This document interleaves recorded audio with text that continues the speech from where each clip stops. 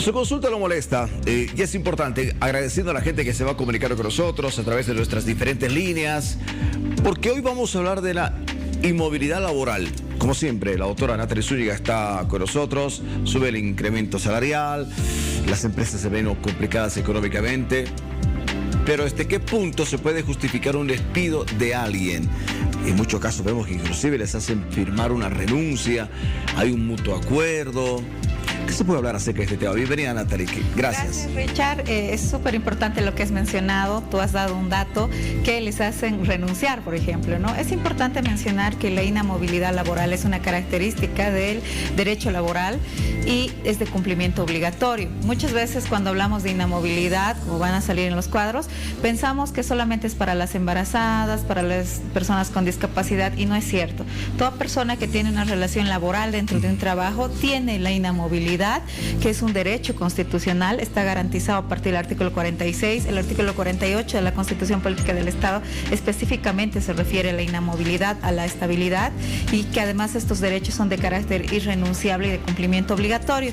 Después, es bien importante mencionar que no puede ser despedido salvo por los casos permitidos por ley. Aquí quiero hacer un paréntesis. ¿Cuáles son esos casos permitidos por ley? En el siguiente cuadro tenemos el detalle. Vamos a poner ahí. Entonces, es importante tomar en cuenta que cuando una persona la van a desvincular, la van a despedir de su trabajo, el empleador tiene que justificar en la Ley General del Trabajo. No puede, por ejemplo, decir: ya no tenemos dinero, o la empresa ha entrado en quiebra, y si entra en quiebra, bueno, el Ministerio de Trabajo también establece que lo primero que se tiene que pagar es a los empleados, ¿no? Entonces, ha subido mucho, ya no podemos mantener, o los despidos indirectos que se están haciendo ahora. Ganaba 5,000, como no tenemos plata, si quieres continuar trabajando, te pagamos 3,000. La reducción del sueldo es una manera de despido indirecto que tal vez muy pocas personas lo sepan, ¿no? Pero dentro de las causales establecidas por la Ley General del Trabajo, tenemos el perjuicio causado con intención en los instrumentos de trabajo. No sé, por ejemplo, en una panificadora, que tú a la máquina le metas algo, digamos, para que la dañe, es una causa, ¿no? Pero no es solamente la indicación, es decir, tú has dañado la máquina, tiene que realizarse un procedimiento de comprobación. Hoy, con el tema de seguridad industrial, con las cámaras y demás, es un poco difícil culpar a alguien. ¿Qué pasa si yo filtro la receta de ese pan que es único en mi panadería? Igual, es una causal, porque ese es un secreto industrial. Claro. Imagínate una panadería que el pan estrella lo tenga las otras fábricas. La revelación del secreto industrial, por supuesto que también es una causa justificada de despido o de desvinculación. Luego tenemos la omisión, por ejemplo, tenemos la omisión o imprudencia que afectan la seguridad. No sé, en una fábrica que por una imprudencia hay un incendio, por ejemplo, ¿no?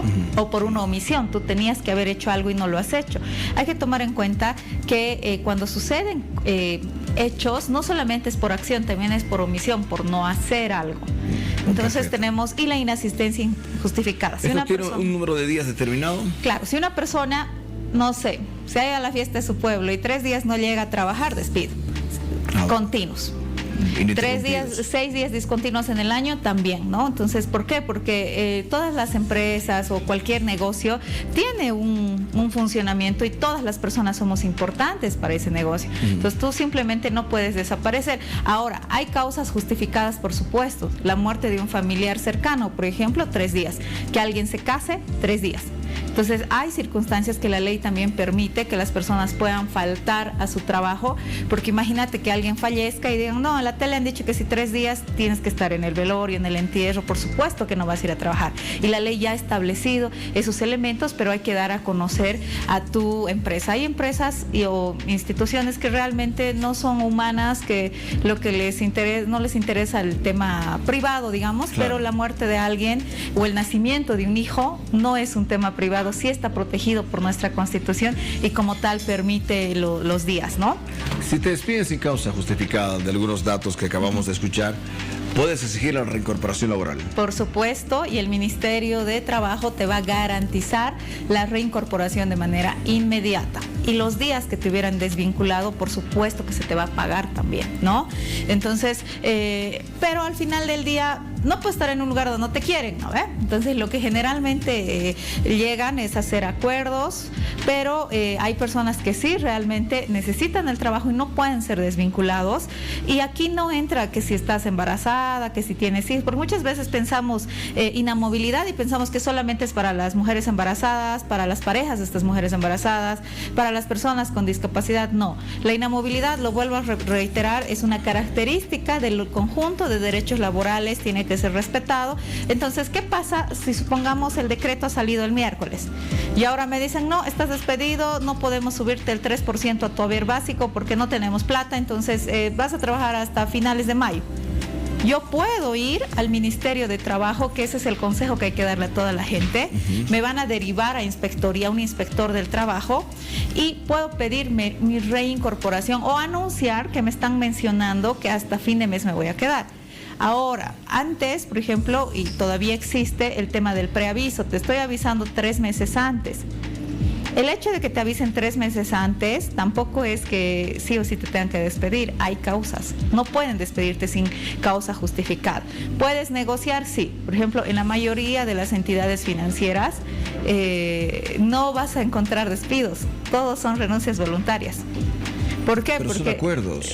Claro, porque si no renuncias voluntariamente, ningún banco nunca jamás te va a volver a contratar. Y ese es un secreto a voces, porque ahí tú no ves procesos laborales, porque a todos cajeros, gente que trabaja en la banca, les obligan de alguna manera a renunciar. Ahora hay que tomar en cuenta que dentro del derecho laboral hay características, ¿no? Los derechos sociales son de cumplimiento obligatorio, son nulos los actos o acuerdos que atenten contra esto. Entonces, si por ejemplo yo hago una renuncia voluntaria y yo demuestro que esa renuncia ha sido forzada, es nula mi renuncia. Ah, buen dato. Bueno, a ver, para terminar, por ejemplo, también, otra forma es, por ejemplo, yo contrato a Natalie Zúñiga como la jefa de mi bufete, perfecto, y quiero despedirte y te puedo bajar de puesto, que se dedique, bueno, yo creo que todos los puestos merecen mucho respeto, pero tú vas a ser la mensajera ahora, una forma de quitarte quizás responsabilidades de la jerarquía con la cual te he contratado inicialmente, como dice en el contrato. Si es y con te doy el otro mismo puesto sueldo. menor, pero no importa que sea el mismo sueldo, pero ya te estoy un poquito presionando a que no estoy valorando tu trabajo, quizá, no sé, pasó algo. También es una forma de... Es un tema de acoso laboral, ¿no? Ahí estamos Ese es hablando. el término, Claro. que es otro tema, acoso laboral. Exacto, artículo 48 de la Constitución Política del Estado. Las mujeres necesitamos estabilidad. Además, todos los trabajadores necesitamos respeto y ser tratados con dignidad. Esto es para privados y públicos. Claro, porque puedes tener el mismo sueldo, Richie, pero te pueden hacer una serie de actos de acoso, booming se llama, booming laboral, para que tú renuncies. ¿Por qué? Porque de alguna manera te humillan, digamos, ¿no? Si el mismo sueldo está, bueno, yo feliz de tener menos obligaciones, pero hay muchas veces que te orillan de tal manera para que renuncies. El acoso también está sancionado por la ley. Ojo, dejamos el tema acoso laboral para la próxima semana, ¿sí? Porque es amplio y complejo el tema. Booming, lo que se conoce como booming, acoso laboral. Natalie Zúñiga, DRA Natalie Zúñiga en todas las redes. Como siempre, gracias por todos estos conceptos, Natalie. Continuamos con más acá en El Día Tu Día. Gracias.